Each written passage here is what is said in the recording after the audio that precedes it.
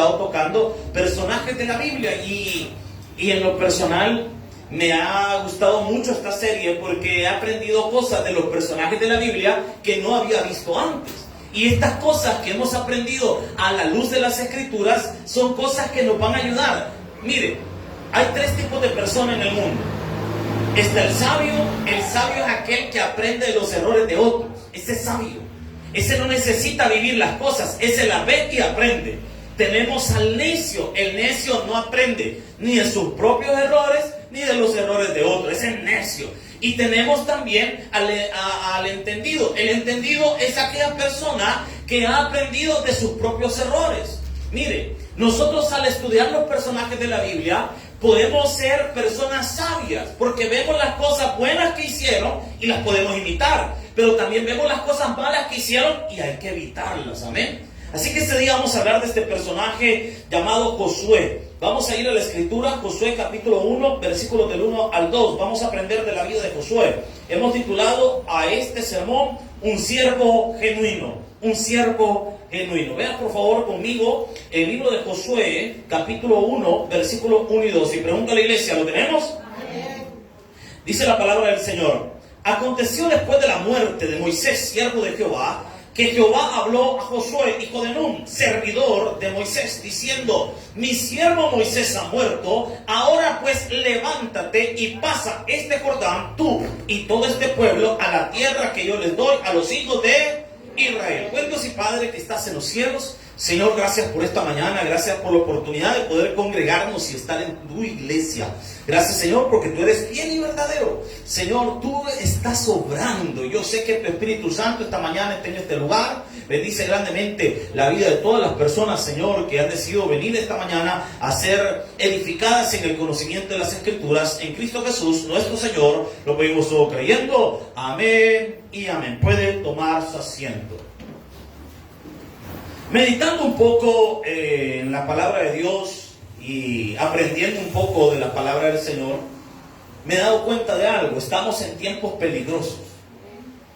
Tiempos peligrosos no solo por la delincuencia o la falta de amor de parte de la gente, sino que son tiempos peligrosos porque hay demasiada información. Y esta información que está a través de las redes sociales, no solo a través de las redes sociales, sino a través, por ejemplo, de canales como YouTube y todo este tipo de plataformas que nos ayudan a conocer, como pueden ser de mucha bendición, también pueden ayudar a que personas se pierdan y distorsionen su conocimiento de Dios. Entonces, el problema es este. Yo me recuerdo hace varios años atrás, cuando estábamos empezando a estudiar en el seminario, a mí siempre me ha gustado leer. Y he sido una persona muy fanática de la lectura. Yo puedo pasar horas leyendo y no siento el tiempo. Me gusta leer. Yo no sé si alguien más aquí tiene también ese gusto, pero a mí me gusta leer en libros. Yo en lo digital casi no me gusta, le soy sincero. Y tengo un montón de libros en digital, pero no me gusta. Fíjense, prefiero, hay algo romántico entre el libro y el lector que es muy interesante. A mí en lo personal me gusta mucho leer. Y cuando estaba empezando teología, empecé a devorarme libros de teología, a leer mucha teología desde el principio, a tal punto que cuando yo llegaba a las clases que iban a dar, yo ya la había visto como 5 o 7 veces en un montón de libros. Pero una persona que me daba clases, que hoy ya está en la presencia del Señor, la doctora Diana Otero de Oquelí, que fue una maestra del seminario, me dio un buen consejo. Y me dijo, mire, me dijo, qué bueno que te gusta leer, me dijo, está muy bueno, me dijo. Pero tenés que aprender, me dijo ella. Tenés que aprender primero los fundamentos del Evangelio para cuando leas otras cosas puedas discernir entre lo que es bueno y lo que no es bueno. Desde ese momento dije, ya no voy a leer un montón de cosas, me voy a concentrar en aprender la sana doctrina. Ahora, cuando usted adquiere madurez espiritual y adquiere un crecimiento espiritual y ya sabe entre lo bueno y lo malo, usted puede leer cualquier cosa y usted nada ni nadie lo mueve de su fundamento bíblico. Pero hay que adquirir madurez. Y el problema de ahora es que hay personas que son autodidactas, y autodidacta no es malo, es muy bueno, pero sí está aprendiendo lo correcto. Porque hay personas que se están desviando. Y hago este paralelismo Porque así como en la época de Josué, exactamente estamos en este tiempo. Como en la época de Josué. La iglesia ahora, nosotros en la iglesia somos tercera o segunda generación de pastores. Yo creo que somos más tercera generación que segunda. Y mucho menos que primera. El tabernáculo acaba de cumplir 45 años. El tabernáculo, pero la iglesia tiene muchos años más de existir. En El Salvador hay un libro que se publicó hace unos 8 o 10 años que se llama el 100 años de la Misión Centroamericana. Creo que algo así se llama ese libro, que habla de la historia de cómo llegó el cristianismo aquí a El Salvador a través de la Misión Centroamericana, que era una comisión de iglesias bautistas que vinieron a evangelizar. Pero bien, ha pasado mucha historia aquí en El Salvador, y hasta hace poco la iglesia ha tenido la autoridad que tiene ahora. Pero tristemente, a la par del crecimiento de la iglesia, ha venido un deterioro de la imagen de la iglesia. Con esto que ha pasado y que han agarrado un montón de gente, usted ve cuánta gente se ha hecho pasar por pastor. ¿Usted cree que eso no va a tener un efecto en la gente que nos escucha? Entonces la imagen está deteriorada. Y llegó una etapa donde estamos ya varios tiempos de estar trabajando, que de repente hemos bajado la intensidad al evangelismo. Hemos llegado al punto que jamás me imaginé ver iglesias del tabernáculo que no ganan almas. Eso jamás en mi vida me imaginé ver iglesias que pasara eso, porque nuestra iglesia siempre se identificó por ser ganadores de almas. Pero ahora hay iglesias que usted ya no ve que salen a ganar almas. Ya no buscan, ya no pasa. ¿Por qué? Porque estamos en tiempos peligrosos. La primera generación se apasionó por las almas. La segunda generación trató de llevar este legado, pero la tercera generación estamos debiendo. Entonces, viene esto a mi mente y hago esa comparación con el libro de Josué, porque Josué es la segunda generación. Josué es el segundo líder de Israel. Josué va a entrar a la tierra prometida, pero hay algo bien curioso. Dios les entregó la tierra prometida, pero al final la gente ya no quería nada con Dios. Y es lo que está pasando ahora. Y es justamente de eso que vamos a meditar. Pero entremos en materia. Esto solo fue la introducción. Vamos a ver un detalle interesante de la vida de Josué. Vamos, punto número 1 de la vida de Josué. Dios cambia y transforma a Josué. Números capítulo 13, versículo 16. Números capítulo 13, versículo 16. Números 13, 16. Acompáñame, por favor. Números 13, 16. ¿Lo tiene, iglesia? Lea conmigo lo que dice la palabra del Señor. Número capítulo 13, versículo número 16. Usted ya lo tiene. Espéreme que mi Biblia como que está pegada a esa página. Ahí está. Números 13, 16. Vea conmigo lo que dice la palabra del Señor. Estos son los nombres de los varones que Moisés envió a reconocer la tierra. Y a Oseas, hijo de Nun, puso Moisés el nombre de... Pareciera algo insignificante un cambio de nombre, puesto que en nuestra cultura el nombre solo se lo ponemos por ponérselo a las personas, pero no entendemos la dimensión o cómo lo veían en los tiempos antiguos. Por ejemplo, cuando alguien en nuestra cultura, hace unos años atrás, cuando nacía un niño, veían el día que había nacido y según el volado ese que está en el calendario, así le ponían el nombre. Por eso es que algunos tienen su nombre medio raro, hermano. A alguien le pusieron el nombre por el calendario. Hermano, sí, de repente veía que... Yo un día me dio curiosidad, bueno, si hubiera nacido en aquel tiempo, quiero ver qué nombre hubiera tenido. No, hermano, bien feo, hermano. No. En nuestra cultura el nombre es...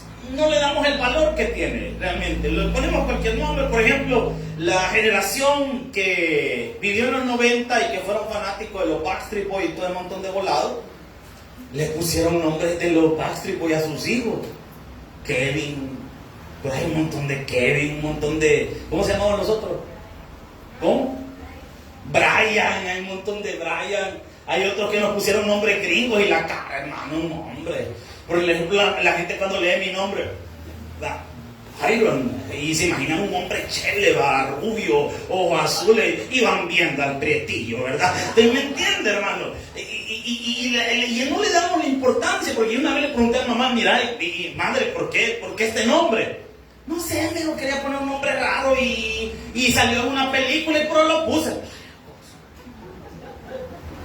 Sí, es tremendo, no le dieron significado. Entonces, hay personas que le ponen nombre a sus hijos. Le quiero poner un nombre bíblico a mi hijo. ¿Qué nombre me recomienda? Judas. Pues así le voy a poner. Ni sabe, hermano. Y le pone Judas al muchacho, ¿verdad? Entonces, mire, pasan estas cosas. Judas es Steven, ¿no? Y le ponen nombres así, ¿verdad? Medio mezclados. ¿Qué ocurre con esto? En el tiempo bíblico, el nombre era muy importante. De hecho, se creía que el nombre iba a conducir la forma en que esa persona se iba a desarrollar. Por eso, si usted ve, todos los nombres en la Biblia tienen que ver con lo que esa persona se iba a desarrollar. Por ejemplo, en el caso de Abraham, que lo vamos a ver por la tarde, porque ahí tengo 3 personajes de la Biblia que les voy a enseñar. En el de la 10 voy a hablar de Salomón y en el de la tarde voy a hablar de Abraham. Por eso Dios les cambiaba el nombre, porque Abraham se llamó así, Abraham, y después Abraham. Dios le interesa, porque el cambio del nombre implica un cambio de naturaleza. Por eso es que Jesús también le cambió el nombre a sus discípulos, porque en el periodo bíblico el nombre significaba lo que la persona iba a hacer a lo largo de su vida. Anteriormente Josué se llamaba Oseas, que Oseas quiere decir salvación, pero Dios le cambió el nombre a través de Moisés y le puso Josué, que quiere decir Jehová salva. Entonces, hay algo muy interesante en la vida de Josué, porque vamos a ver una transformación en él. Lo primero que yo aprendo de Josué es que yo no puedo iniciar una vida ministerial sin ser transformado. Y ese es el problema que tenemos hoy en día en las iglesias. Las personas iniciamos ministerio y no hemos sido transformadas. Necesito ser transformado. Necesito cambiar. Hermano, si usted viene a la iglesia y usted considera que no necesita cambiar, está más perdido que Adán en el Día de la Madre, hermano. Por cierto, vengan al Día de la Madre, está bien bonito, a ver todo lo que vamos a hacer, hermano. Algo le vamos a regalar, usted no se preocupe, hermano, aunque sea pedrada, vamos a regalar, pero algo vamos a dar. Entonces, mire, hermano, ¿qué quiero decirle con esto? Muchas personas, lamentablemente, empezamos la vida ministerial y con una vida desordenada. No buscamos ordenarla. Dejemos a un lado empezar desordenado. El problema es seguir desordenado. Y le restamos importancia a eso. No, si lo que Dios ve el corazón, Dios ve las intenciones, y Dios ve esto, Dios lo que ve en mi corazón. Hermano, preocúpate. ¿Por qué? Porque si Dios lo que ve es el corazón y mi corazón está contaminado, hermano, ¿qué es lo que Dios está viendo? Pero muchos lo usamos como excusa. No, Dios sabe. Sí, hermano, por eso da más temor. ¿Por qué? Porque Dios sabe, no le vamos a mentir. Entonces, el problema número 1 que hoy tiene la iglesia es que las personas no están siendo transformadas. Vienen a la iglesia, se sientan, escuchan un culto, se van a su casa y no pasa nada. No salen del culto pensando, mire lo que escuché esta mañana, realmente me impactó el corazón. Mire lo que predicó el hermano, lo que predicó la hermana, que me dejó marcado, he visto algo. Hermano, ¿hace cuánto ya no pasa estas cosas en la iglesia? Que personas salen llorando en la iglesia porque la palabra que se predicó fue tan clara y tan precisa y tan impactante que transformó en ese momento su corazón. Y las personas salían antes de la iglesia con el deseo de cambiar. Pero ahora el único deseo con el que salimos es de ir a comer. Unas pupusitas no caerían mal, ¿verdad? Qué tremendo. Y hemos perdido ese deseo. ¿Por qué? Porque ya no hay vidas transformadas. Empezando por el que predica y terminando por el último que se congrega. Porque ya no le damos importancia a las cosas que Dios le da importancia. Entonces, lo primero que yo aprendo de Josué es que Josué, antes de iniciar su ministerio, tuvo una transformación. Quiero invitarte en esta mañana a que podamos analizar, ¿será que estamos cambiando? ¿Cuántos hombres estamos en la casa de Dios? Uy. Voy a volver a preguntar, ¿cuántos hombres estamos en la casa de Dios? Ya, hermano, ¿qué les pasa? Pues si tiene un hombre a la par, despiértelo, hermano, por favor. Vale, le voy a preguntar, ¿cuántos hombres estamos en la casa de Dios? Amén. Ok. ¿Quién puede decir de nosotros que realmente estamos cambiando? ¿Nuestra pareja? ¿O nuestros padres? No, hermano, si yo he cambiado bastante. ¿Qué dice tu familia? No, pero si este es lo que ha cambiado es de ropa. Pero en su interior este no ha cambiado nada. ¿Cuántas hermanas están en la casa de Dios? ¿Quién puede dar testimonio de su cambio? Su pareja, su familia. Si este día, mire, entrevistáramos a su familia y le preguntáramos, hermano, ¿cómo se comporta el hermano fulano en la casa? ¿Qué diría su familia? Y no estuviera usted presente, ¿verdad? Porque cuando uno enfrente, uno así, ¿verdad? Como que dice, ¿te habla bien? Pues habla bien. No me acerque después, ¿verdad? ¿Me explico? Pero ¿qué sucede? Si los tenemos solos y les pudiéramos preguntar eso, ¿qué harían ustedes? O como lo que pasa en las entrevistas cuando uno se va a graduar de teología, que entrevistan a la familia y le van a preguntar a la esposa, ¿y cuántos han tenido problemas porque la esposa comienza? Y él no va a saber esto. No lo va a saber, hermano. Esto solo queda entre nosotros. Mire, saco la lista. Mire, este hombre aquí, yo creo que ni cristiano es, hermano. No lo gradúen, hombre. Este hombre, ¿para qué? Si es malacato, y se van a acabar. La pregunta es, ¿estamos cambiando? Punto número 2 de la vida de Josué. Un hombre con una comprensión de la voluntad de Dios. Números capítulo 14, versículos del 7 al 9. Quizás un poquito de ganancia le puede bajar de la ganancia. Es el botón azul. No va ahí nada. Abajo. Es el azul. Poquito hay que bajarle. Gracias. No es el. Creo que le subió, hermano. Bueno. Vamos a ver. Números, le dije, 14, del 7 al 9. ¿Lo tienen? Vean lo que dice la palabra. Y hablaron a toda la congregación de los hijos de Israel, diciendo: la tierra por donde pasamos para reconocerla es tierra en gran manera buena. Este es Josué hablando. 8. Si Jehová se agradare de nosotros, Él nos llevará a esta tierra y nos la entregará. Tierra que fluye, que dice: por tanto, no seáis rebeldes contra Jehová, ni temáis al pueblo de la tierra, porque nosotros los comeremos como pan. Su amparo se ha apartado de ellos, y con nosotros está Jehová, no los temáis. Le voy a explicar. Los 12 espías habían llegado a la tierra prometida, habían visto las cosas. 10 de ellos estaban hablando mal de la tierra prometida, dijeron: no entren ahí, no vayan ahí. Pero Josué y Caleb se levantan y comienzan a hablar. Pero si usted denota las palabras en el versículo número 8, va a encontrar una comprensión de Josué y un sometimiento a la voluntad de Dios, porque dice: si Jehová se agradare. O sea, ¿de quién depende la victoria? De Dios. O sea que Josué entendía que si perdían es porque Dios no les quería dar la victoria, y si ganaban es porque Dios quería darles la victoria. Y sea que pierdan o que ganen, la gloria sea siempre para Dios. O sea que este hombre había entendido que lo que importa es la voluntad de Dios, y lo que pasaba en su vida era la voluntad de Dios. Pero ¿cuántos de nosotros, hermanos, cuando Dios está obrando y responde no, nos alejamos de la iglesia, nos decepcionamos? Le voy a decir algo: Dios nos prueba en el éxito, y Dios también nos prueba en la derrota.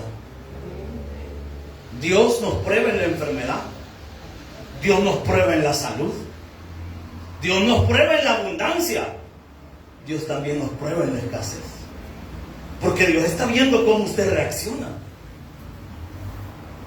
Si este día de repente el Señor nos quita la provisión que hemos gozado y que hemos tenido, ¿seguiríamos viniendo a la iglesia? ¿Seguiríamos alabando a Dios? ¿Seguiríamos glorificando a Dios? O solo porque de repente estamos con bendición, o las cosas han salido bien, el negocio va prosperando, la familia va prosperando, nos envían dinero a Estados Unidos. ¿Qué tal si esta tarde, en la tarde, de repente nos dicen: mira, yo ya no puedo ayudarte? Y esos 300, 400, 500 dólares, 600 dólares que de repente venían de bendición de Estados Unidos, ya no hay nada. ¿Seguiría usted exaltando a Dios? ¿Vendría a darle gracias a Dios? Señor, gracias porque por tantos años ausentizaste a mi familia que no tenía ninguna obligación, pero me han bendecido. Yo te doy gracias, Señor. Yo sé que de otra parte va a venir la bendición, Señor, pero yo confío en ti. Pero queríamos algunos de nosotros: no, hombre, Señor, y yo sirviéndote y sin pisto, y así que chiste. Dios está probando. A veces Dios nos quita algunas cosas para ver cómo reaccionamos. yo te alabo con todo mi ser, Señor, yo te sirvo con todo mi ser. Ok, vamos, veamos si sos fiel. Pongámosle una enfermedad, alguna dificultad, veamos cómo reacciona. Y de repente usted dice, mire, yo siento que algo que me duele, voy a ir a revisar a ver qué es. Y va al doctor y el doctor le dice, él se quisa enfermedad. Señor, y yo que te gano almas, y yo que te sirvo, y yo que vine a poner vejigas el sábado, y yo que vine y mira, Señor, permitiste que me enfermara, y hoy que decidí comprar el uniforme que nunca lo trae el hermano Rafa, ojalá que no esté oyendo, y hoy que lo pagué, ya ahora me enfermo, Señor. ¿Y qué pasa? Antes en el mundo estaba feliz, ahora estoy enfermo en la iglesia. No, hombre, Señor, eso no es seguirte. Es que Dios prueba tu corazón. Dios te está probando en la enfermedad para ver tu fidelidad. El que es fiel en lo poco, fiel en lo mucho. Pero también Dios nos prueba en lo mucho. Si de repente las cosas comienzan a salir bien, comenzamos a manejar nuestro dinerito, tenemos una buena cuenta de banco, de repente, mire, ya cambiamos el carro, o ya mejoramos la casa, ya compramos otras cositas, ya nos abunda el dinero. Dios también nos está probando ahí. Porque antes, cuando no teníamos nada, los 3 cultos del domingo, y ahora que tenemos todo, solo el de las 4 va a llegar. Y solo para que el pastor no me esté hablando más tarde para ver si llegado o no llegado nada. Y empezamos, y Dios nos está probando, está midiendo. Vamos a ver qué hace. Dejémosle que las cosas le salgan bien, a ver qué hace. A ver si sigue con el corazón agradecido y orando y entregado. A ver qué pasa. Dios también te prueba. Así que te pregunto en esta hora, ¿cuántos de nosotros estamos a prueba? Y ahí viene la otra pregunta. ¿Cuántos estamos pasando la prueba? Porque una cosa es estar en la prueba, pero otra cosa es estarla pasando. Como le digo, Dios nos prueba en la enfermedad, Dios nos prueba en la salud, Dios nos prueba en la abundancia, Dios nos prueba en la escasez, Dios nos prueba en todas las áreas de nuestra vida. Pero el que tiene la confianza en Dios, no importa si este día tiene $100 en la bolsa o no tiene nada en la bolsa, ese hombre y esa mujer siguen glorificando a Dios. El que tiene a Cristo en su corazón, el que ha comprendido esto, que depende de Dios, sabe que si este día está enfermo, Dios puede sanarlo. Pero también sabe que si Dios hoy nos tiene sanos, es para la gloria de Él y es para servirle. Sea que estemos enfermos o estemos sanos, la gloria siempre debe ser para Dios y sírvale de todo corazón, hermano. Aló, estamos acá, iglesia. No hay excusas. Pero muchos de nosotros, hermanos, si este día las cosas no salen como nosotros decimos, le hacemos un gran capricho al Señor. ¿Ha visto usted de niños caprichosos? ¿Alguien de los de acá fue niño caprichoso? Aquí, ve a su vecino y pregúntese, ¿habrá sido bicho caprichoso? Sí, gran cara de capricho, ¿me entiende? Se le puede ver ahí. Mira. Usted ve al niño caprichoso que de repente va en el súper y uno siempre los topa en el súper, ¿verdad? De repente, mami, quiero eso, mami, dámelo, papá. Mire, yo una vez vi a uno que literalmente tiró en el piso. Y está. Y la señora, hablando, le vaya el bicho en el piso. Yo todo endemoniado. ¿Cuántos de nosotros, cuando hemos visto un niño así, qué dice la mayoría? Ojalá fuera mi hijo. Un hombre que fuera mío de la oreja lo hubiera levantado. Perdón, ¿verdad? Disculpa por la lepina, ¿verdad? La oreja lo hubiera levantado. Ojalá fuera mí. Así dice la mayoría. ¿Cuántos de nosotros le hacemos berrinches a Dios, hermano? Pero, señores, berrinches. Hoy no voy a ir a la iglesia, Señor, porque hoy no me han dado.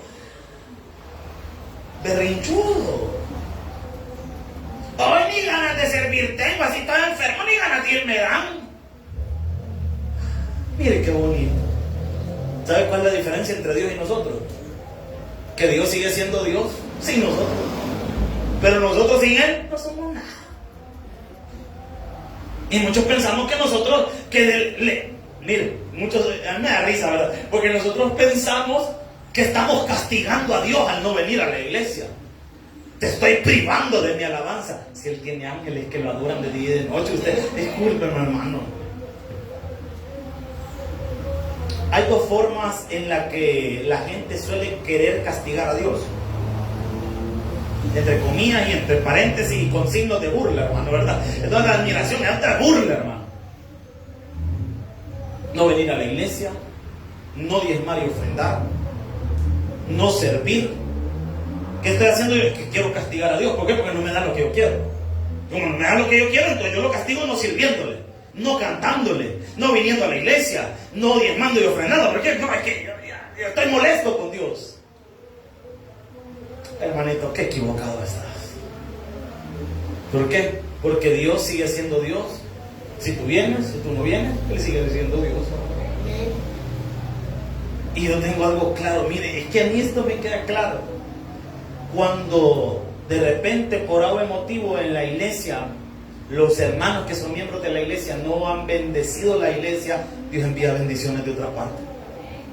Yo me admiro de eso, porque de repente hay necesidad de comprar algo y las finanzas no están en abundancia como para poderlo hacer. ¿Sabe qué hace Dios? De repente le pone en el corazón a otra persona enviar algo para la iglesia y es cabal para lo que necesitamos. ¿Por qué? Porque siempre se va a proveer, hombre. Si es que Dios no necesita de nosotros, hermano. Y Josué eso lo entendió perfectamente. Por eso dice estas palabras tan hermosas. Y me encanta la forma en la que Josué dice esto, porque él dice: si Jehová se agradará de nosotros, Él nos llevará a esta tierra. O sea, si Dios quiere, vamos a salir bien. Si Dios está con nosotros, no, vamos a salir en victoria. Hermano, yo quiero decirle algo en este día. Sea que las cosas le salgan bien o le salgan mal esta semana, el próximo domingo no va a dejar de estar en la iglesia adorando al Señor, hermano.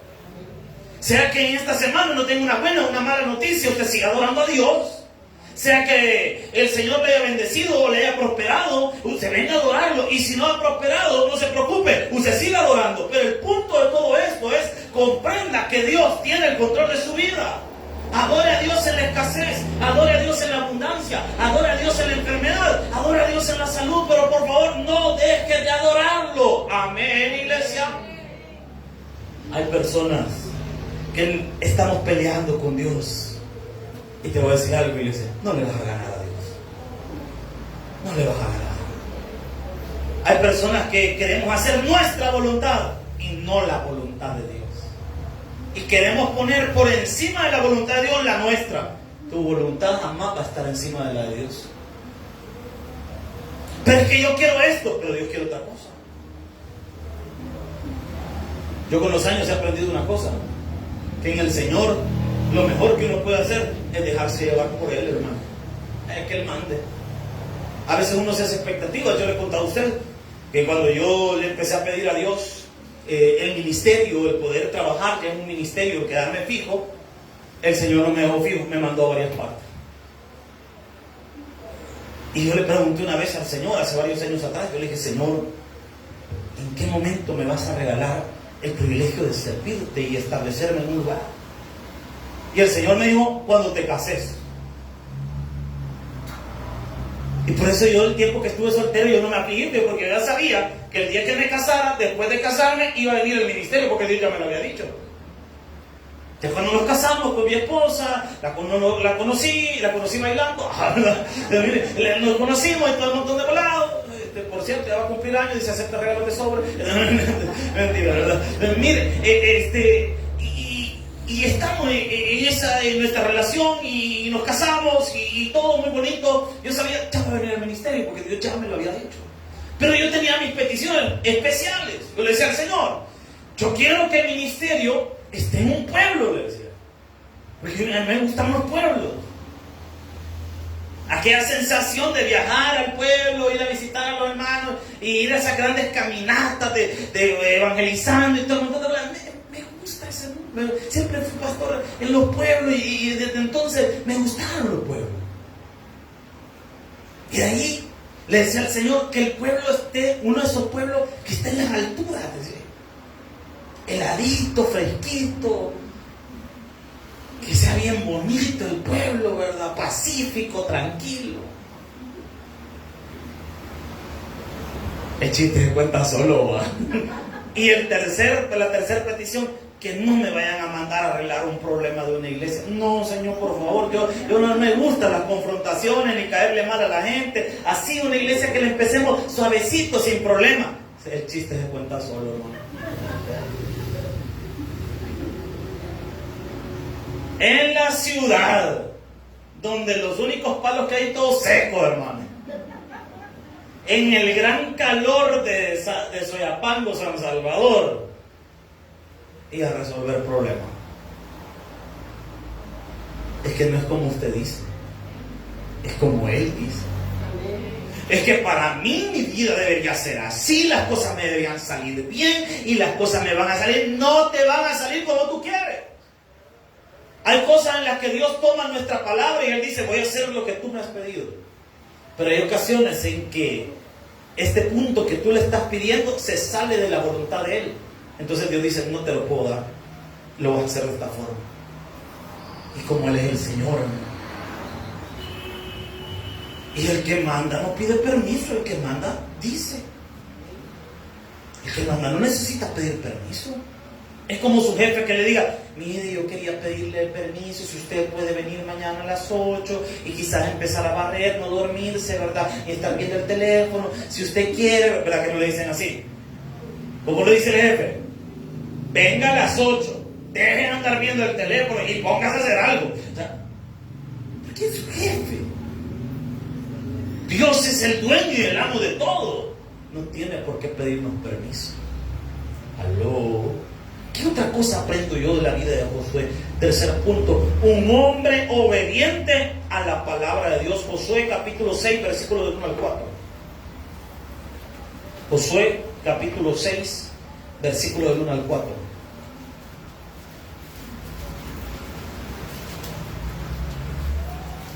Josué 6, del 1 al 4. ¿Lo tiene, iglesia? Vea lo que dice la palabra del Señor. Ahora Jericó estaba cerrada, y por si nos queda duda, bien cerrada. A causa de los hijos de Israel, nadie entraba.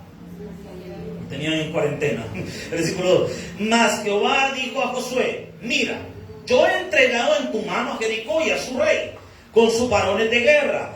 Rodearéis pues la ciudad a todos los hombres de guerra, yendo alrededor de la ciudad una vez, y esto haréis durante 6 días.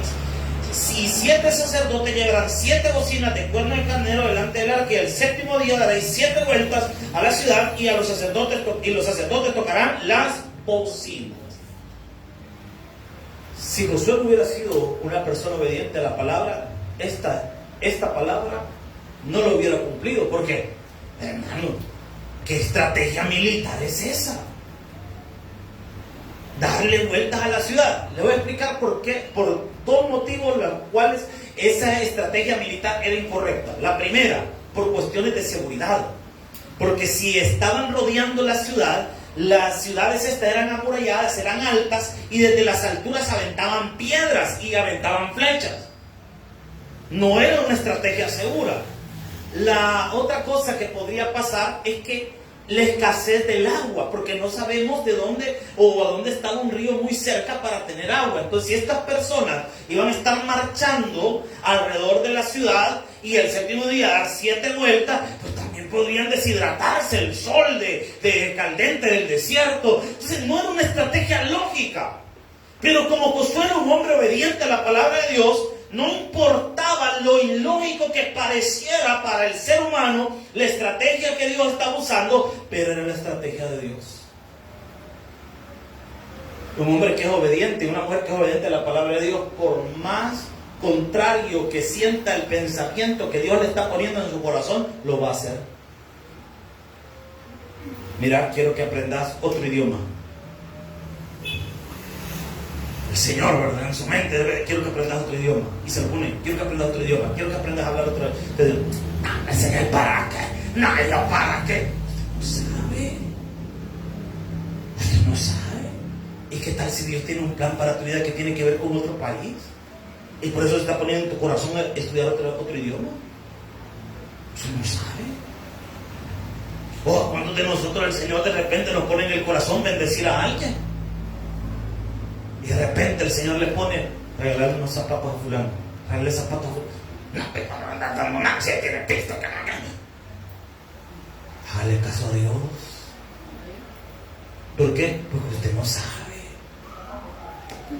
Como lo que le pasó a un hermano que de repente estaba en un culto cantando alabanza y todo, y sintió en su corazón que le tenía que dar $60 al hermano que tenía cerca. Y le volvió, no, 60 pesos, no le falta. Dáselo. Como muchos de nosotros con los codos caminamos. Amén.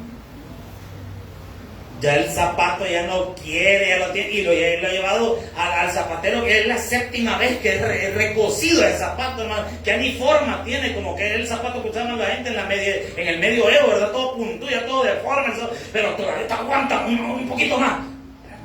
Pero como un medio tacaño. Y todavía, no, si ni para mi compra le va a andar dando este. Y el Señor le puso en el corazón, y la persona se sacó el dinero, mire, el Señor le manda, téngale, se dio la vuelta. Y la otra persona va a llorar. Y se le acercó después y le preguntó, hermano, disculpe, ¿por qué está llorando? Es que había pensado en quitarme la vida. Y le pedí a Dios que me diera una señal, algo, que pasara algo en el culto que no suele pasar, para quitarme esta idea de la mente. Y usted me acaba de dar esto que no me lo esperaba. Esa es la señal que le había pedido a Dios. Que Dios le pone a usted en el corazón hablarle a alguien. De repente usted está en el bus y nunca le ha pasado que de repente siente la ganas de pararse y predicarle a la gente que ve en el bus. Y usted, ¿para qué va a hacer locura? No, hágalo. Porque Dios se lo está poniendo en su corazón. ¿A cuántos de nosotros Dios nos ha puesto en el corazón ir a formarnos al seminario teológico y no queremos? No tengo pisto, no tengo tiempo, no sé qué hacer, no me va a dar chance. Hermanos, solo somos excusas.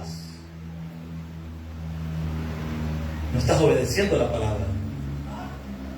Y yo he entendido algo, la voluntad de Dios se cumple o se cumple. Entonces, ahí usted decide. Se puede cumplir con usted o con otra persona. Si usted se pone los moños y no quiere, entonces Dios dice, bueno, no quiere, agarra a otro. Y las bendiciones que eran para usted, se las da a otro. Se recuerda de David y Saúl. Todo lo que era para Saúl, Dios lo quitó a Saúl y se lo dio a David. ¿Por qué? Como Saúl ya no quiso. ¿Cuántos Saúles habremos aquí esta mañana? Es importante obedecer la palabra. ¿Qué otra cosa yo aprendo de Josué? Que Josué aprendió que para ser número 1, primero hay que ser un buen número 2. Josué capítulo 1, versículo 1. ¿Lo tienen? Es lo que dice la palabra. Aconteció después de la muerte de Moisés, siervo de Jehová, que Jehová habló a Josué, hijo de Nun, o sea que antes no le había hablado. Detalle interesante, Dios no le había hablado a él. Y dice la palabra, ¿cómo era Josué? ¿Servidor de quién?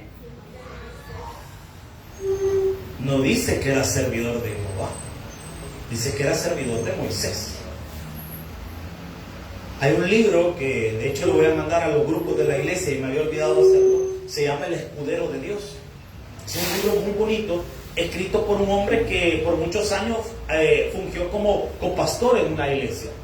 Y escribió ese libro para ayudar a personas que están apoyando ministerios pastorales y que están apoyando iglesias, cómo debe comportarse un escudero de Dios. Y recuerde que en el tiempo antiguo estaba el caballero y estaba el escudero. El escudero era el asistente del caballero, el que le ponía la armadura, el que le ayudaba a cargar las cosas, el que lo preparaba para la batalla, el que lo asistía.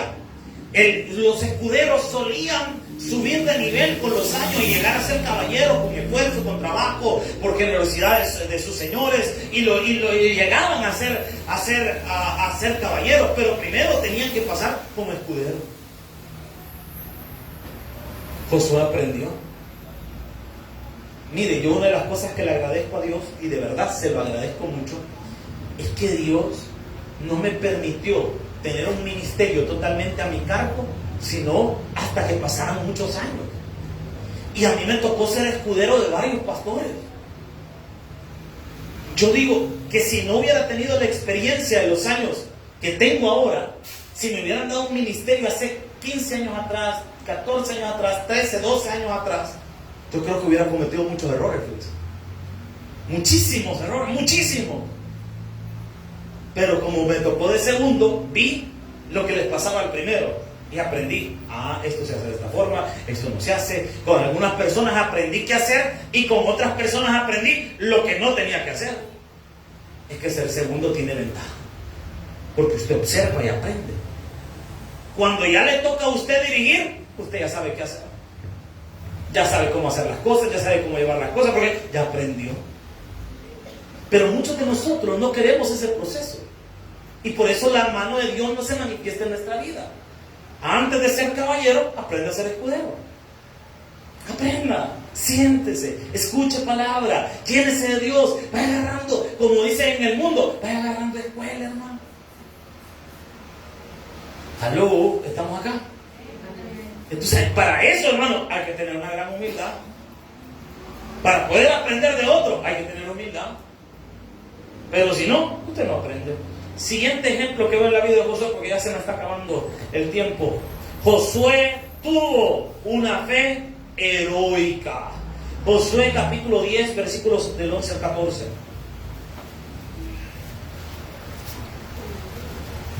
Mire, para hacer algunas cosas hay que tener fe. Más que valor, fe, hermano. Porque algunos de nosotros pensamos, no, algunas cosas tienen que tener valor. A veces no, hermano, a veces lo que hay que tener es fe. Porque la fe consiste en creer que Dios puede hacer algo, hermano. Y nos vamos a topar en situaciones en nuestra vida en que vamos a tener que ejercitar fe. No la lógica, fe. Yo soy el primero en tener pensamiento lógico y a mí me encanta la lógica. Pero hay momentos en la vida en que lo único que queda es creer que Dios puede hacer algo que salga de lo normal. Eso le pasó a Josué aquí. Y vea lo que dice la palabra, versículo 11 del capítulo 10. ¿Lo tienen? Y mientras iban huyendo de los israelitas a la bajada de Bet-Orón, Jehová arrojó desde el cielo grandes piedras sobre ellos en Azeca, y murieron, y fueron más los que murieron por las piedras del granizo que los hijos de Israel mataron a espada. 12. Entonces Josué habló ¿a quién? El día que Jehová entregó al amorreo delante de los hijos de Israel, y dijo en presencia de ¿quiénes? De todo el pueblo. Vea lo que le dijo Dios, lo que le dijo Josué a Dios. Sol, detente en Gabaón, y tu luna en el valle de Ajalón. Y el sol se detuvo y la luna se paró hasta que la gente se hubo vengado de sus enemigos. No está escrito en el libro de Jacer, y el sol se paró en medio del cielo y no se apresuró a ponerse casi un día entero. Y no hubo día como aquel, ni antes ni después de él, habiendo entendido Jehová a la voz de un hombre, porque Jehová peleaba. Mire qué hermoso es, hermano. ¿Quién se le hubiera ocurrido? Es que mire, si la luna salía y anochecía, los pleitos antiguos, en las guerras antiguas, se paraba la guerra. En el momento que anochecía, se acababa la guerra. Entonces estaban peleando y de repente estaban ganando, estaban por terminárselo. Pero si anochecía, ¿sabe qué? Había una especie de tregua que se hacía. Imagínense que aquí estábamos peleando, con los corpos y todo dándose ahí. Y de repente se ponía la noche, tocaban la trompeta, ¡burú! Eso significaba que terminó la batalla. Entonces todos imagínense, ¡ay, se acabó! Mañana te busco, mañana. ¿Saben la vuelta? Pero este hombre dijo, no, sí, que ya lo estamos acabando. Ahorita el Señor está con nosotros, ha hecho caer granizo del cielo y ha destruido gente. No, hombre, aquí ya ahorita está la batalla. ¿Y qué habrá pasado en el corazón de este hombre para que se le ocurriera pedir semejante cosa, no? ¿Qué era lo lógico? Señor, mañana danos la victoria también. Yo no, cualquiera se hubiera pedido.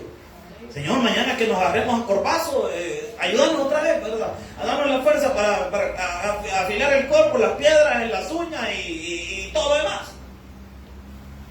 Pero a este hombre le ocurrió algo que a nadie se le hubiera ocurrido: pedirle a Dios que parara el sol Mire, para eso hay que tener bastante fe, hermano. Porque no solo se lo dijo en privado a Dios, una oración secreta. Señor, por favor, si podés, ¿verdad? Pararme el sol y la luna. Por favor. Lo gritó. Para que toda la gente oyera.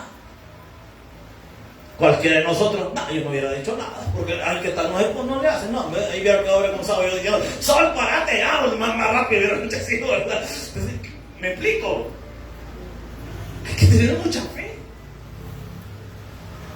para atreverse a pedir cosas que salen del orden natural.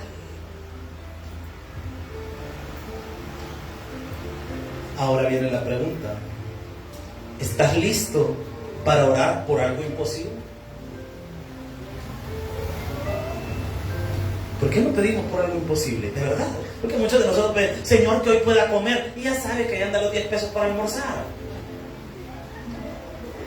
Ay, Señor, que por favor pueda regalarme una casa. Y ya la tiene las escrituras y va pagando mes a mes. Y sabe que le van descontando. Yo estoy hablando de algo que salga de lo natural.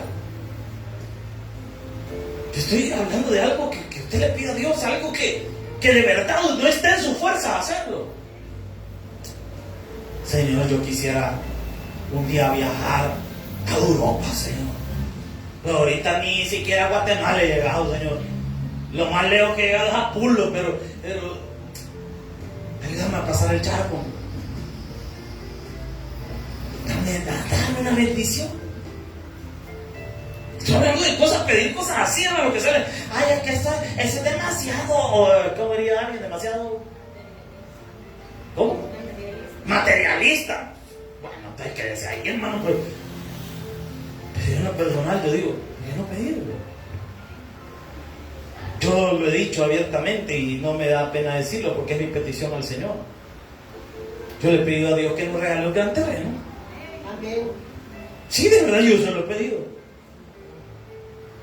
Porque yo no voy a estar pidiendo, Señor, regálanos una casita. No, ni nada tenemos, pues no vamos a pedir algo bueno, pues.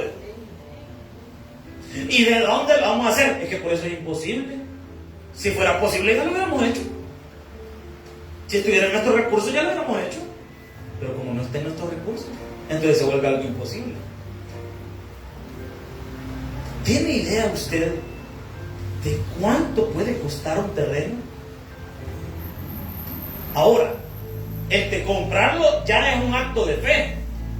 Construirlo.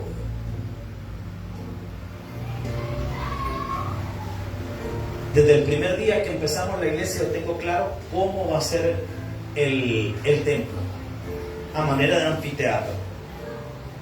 Púlpito abajo, sillas hacia los lados, cabal en gradita hacia abajo, el púlpito de lo más bajo para aprovechar la acústica. Un espacio, le he pedido a Dios que tengamos una cancha para que los niños puedan correr, se diviertan, un lugar bonito. ¿Por qué no? Pastor, y no vio que el montón de cemento de quite. A usted que eso no le robe el sueño, hermano. Si el que va a hacer las cosas es Dios, usted no sabe. Atrévase a pedirle algo imposible a Dios. Pero atrévase. De las cosas que más me encantan de Josué, y con esto finalizo porque el tiempo ya se me acabó. Está en el 24:14. No puedo terminar el culto sin leer este pasaje. 24:14. Josué nos enseña que la salvación es personal, que la relación con Dios es personal y que debemos cultivar nuestra relación con Dios. Vea lo que dice la palabra. Josué 24:14. ¿Lo tiene? Ahora pues, temed a Jehová y servirle. ¿Con qué dice? No a medias.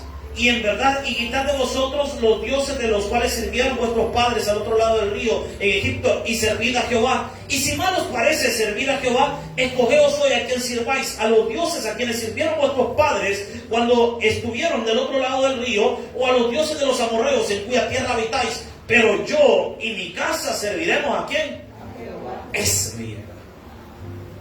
Yo creo que la iglesia de hoy necesita escuchar y necesita líderes como Josué. Bueno, y vean ustedes a quién le sirve. Yo y mi casa, nosotros sí le vamos a servir a Dios. Si usted no le quiere servir a Dios, problema de usted. Creo que es necesario que se levanten mujeres con la actitud de Josué, hermano. Que el hombre no quiere nada con Dios, quiere andar tomando, quiere andar mujeriando, quiere andar fumando.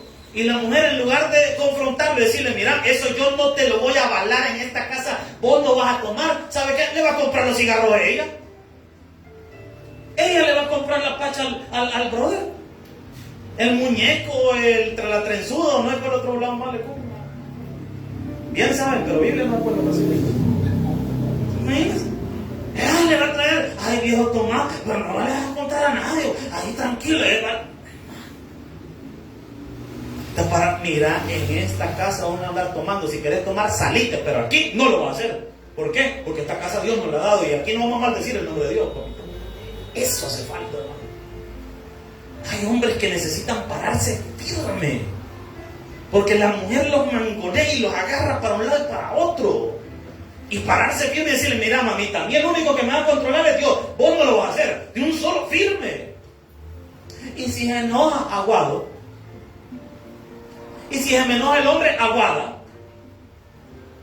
¿Qué? Pararse firme. Escoja, deje de estar en medio. O es de un lado o es del otro, pero no puede estar en medio, amado. Creo que es tiempo de que se levante una generación así. Creo que es tiempo de que la iglesia se defina. O vamos a estar chelados con el mundo o vamos a ser amigos de Dios. Pero muchos de nosotros, por ser chelos del mundo, somos enemigos de Dios. Defínanse. Pero en medio no se puede estar. O es de Dios o no es de Él. Eso usted lo define. Dale un fuerte aplauso al Señor. Vamos a orar. Gracias, Padre, que estamos en los cielos. Gracias, amado Dios, por este privilegio, por esta bendición. Llena nuestra vida.